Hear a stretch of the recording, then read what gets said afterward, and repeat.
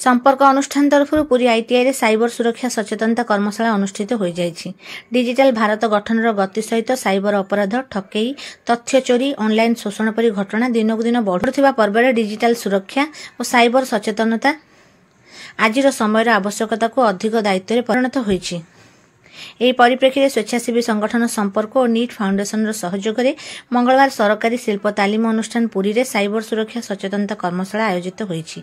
सकाळ 10:30 रे आरंभ होइथिबा एही कर्मशाला रे शिक्षार्थी, शिक्षक और युवपीढ़ी उपस्थित थिले। संपर्कर सचिव सौमेन्द्र दास कार्यक्रम संयोजना करथिले। स्वागत भाषण करथिले आईटीआई पुरी रे अध्यक्ष इंजीनियर प्रमोद कुमार सामल और पर उद्बोधन देथिले सूचना और लोक संपर्क विभाग उपनिर्देशक संतोष कुमार सेठी। युवक मानकु साइबर शोषण और ऑनलाइन अपराध किपरि सुरक्षा दिया जाय पारे एही विषय रे गुरुत्वपूर्ण आलोचना करथिले जिला शिशु सुरक्षा अधिकारी मनोज त्रिपाठी।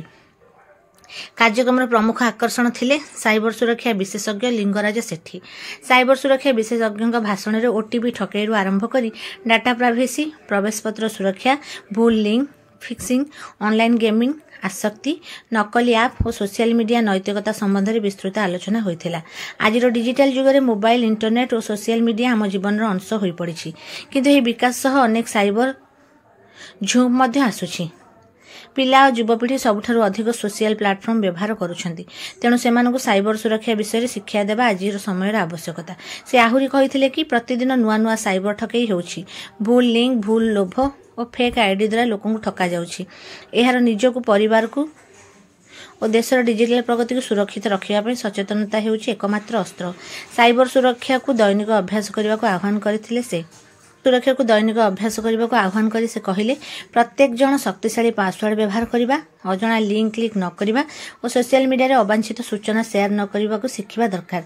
डिजिटल ज्ञान थिले साइबर आक्रमण रो आमी निजको सुरक्षित रखि परिबु। शेषे से कहले डिजिटल भारतर स्वप्न ता भी सार्थक हेबो जेते प्रत्येक नागरिक साइबर सचेतन हेबे।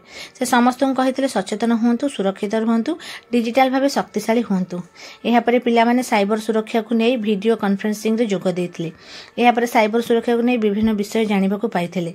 आसंता एक वर्ष मध्य ओडिसा रे अंततः 25,000 युवक मानको डिजिटल लिटरेसी जरिया रे साइबर सुरक्षा और सोशल मीडिया संबंध रे शिक्षा दिया जाय बोली संपर्क अनुष्ठान लक्ष्य रखिछि। कार्यक्रम रे देवेंद्र रथ मंच संयोजना करथिले। समापनी अनुष्ठान रे अनिता जगदेव धन्यवाद जणाइथिले।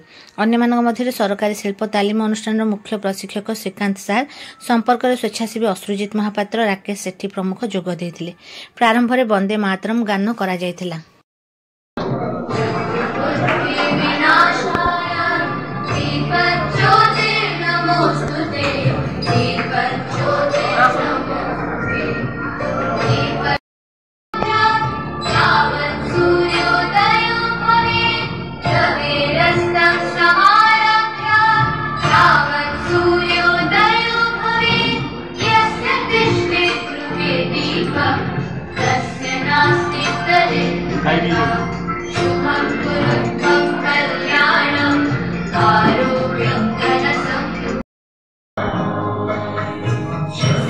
शांति